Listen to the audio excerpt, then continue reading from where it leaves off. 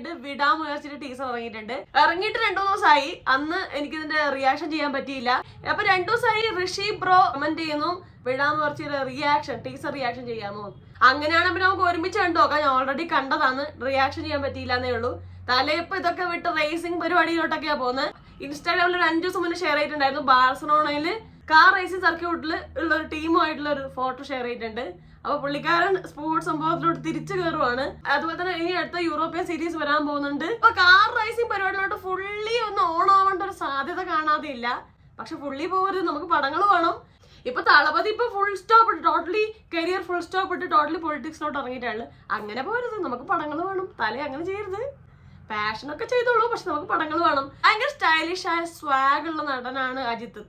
സ്ക്രീനിൽ വരുമ്പോൾ ആ സ്ക്രീൻ പ്രസൻസും ആ ഒരു സ്വാഗ് ഒക്കെ നമുക്ക് വേണം. കുറച്ച് പടങ്ങൾ ചെയ്യും, വർഷത്തിൽ ഒരു പടമോ അല്ലെങ്കിൽ 2 വർഷം കൂടുമ്പോൾ ഒരു പടം അത്ര ചെയ്യും. പക്ഷെ ചെയ്യുന്നത് വേറെ ലെവലായിരിക്കും. 2023 തുനിവ് എന്നുള്ള പടം ഇറങ്ങിയിട്ടുണ്ടായിരുന്നു. മഞ്ജു വാര്യരൊക്കെ ഉണ്ടായിരുന്നു നമ്മളെ മലയാളത്തിൽ നിന്ന്. പക്ഷെ പടം അത്രയൊന്നും രസകരമായിരുന്നില്ല. തിയേറ്ററിൽ അത്ര അടിപൊളിയായിരുന്നില്ല. പക്ഷെ വിടാൻ മുയற்சிയിലോട്ട് വരുമ്പോ കിഡ്ലൻ ടീസർ ആയിട്ടുണ്ട്. ഒരു സ്റ്റൈലിഷ് സംഭവമായിട്ടുണ്ട്. കിടു സാധനം. ഡയലോഗും സംഭവങ്ങളൊന്നും ടീസറിൽ തന്നിട്ടില്ല, ക്ലൂ ഒന്നും ഒന്നുമില്ല. അടിപൊളിയായി എടുത്ത പോലെ ഉണ്ട് കേട്ടോ.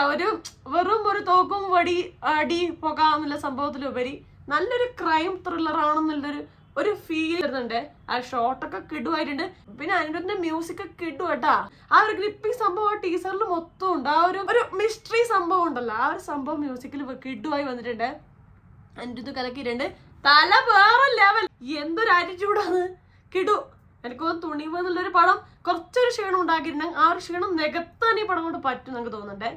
നല്ലൊരു കോൺസെൻട്രേറ്റഡ് ആയി എടുത്തിട്ടുണ്ട്. നല്ലൊരു പടമാവാനുള്ള സാധ്യതയുണ്ട്. ഒരു കൊമേഴ്ഷ്യൽ സബ്ജക്റ്റിലുപരി നല്ലൊരു പടമാവാനുള്ള ഒരു സാധ്യത കാണുന്നുണ്ട്. ടീസർ പ്രോമിസിംഗ് ആണ്. പിന്നെ തൃശ്ശയാണ് ഫീമെയിൽ ലീഡിൽ വരുന്നത്. അപ്പം ഇവർ തമ്മിലുള്ള എന്തോ ഒരു മിസ്റ്ററി സംഭവം അവിടെ ഇവിടെയൊക്കെ കിടക്കുന്നുണ്ട്. അർജുൻ സർജനെ കാണുന്നുണ്ട്. എന്തോ കൊണ്ടുപോകുന്നു, എന്തൊക്കെയോ പരിപാടികൾ നടക്കുന്നുണ്ട്.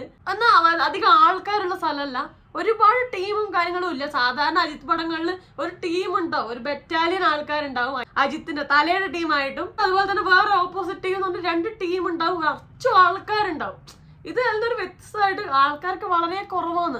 അടിപൊളിയായിട്ടുണ്ട്. ഇതെനിക്കൊരു സാധാരണ കൊമേഴ്ഷ്യൽ പടത്തിൽ ഉപരി ആയിരിക്കാനുള്ള സാധ്യതയുണ്ട്. ജനുവരി 2025 ഇറങ്ങാൻ പോകുന്നത്, പൊങ്കലിനാണ് ഇറങ്ങാൻ പോകുന്നത്. ട്രെയിലറിന് കട്ട വെയിറ്റിംഗ് ആട്ടാ. ഭയങ്കര ഒരു പ്രതീക്ഷ ഹൈപ്പ് വന്നിട്ടുണ്ട് ഈ ഒരു ടീസർ. കിടു ഭയങ്കര ഇഷ്ടപ്പെട്ടു. ട്രെയിലറായിട്ട് കട്ട വെയിറ്റിംഗ് ആണ്. അപ്പൊ നിങ്ങൾക്ക് ഈ ടീസറെ കുറിച്ചുള്ള അഭിപ്രായം എന്ത്? എങ്ങനെയുണ്ട് എങ്ങനെയായിരിക്കും ഈ പടം?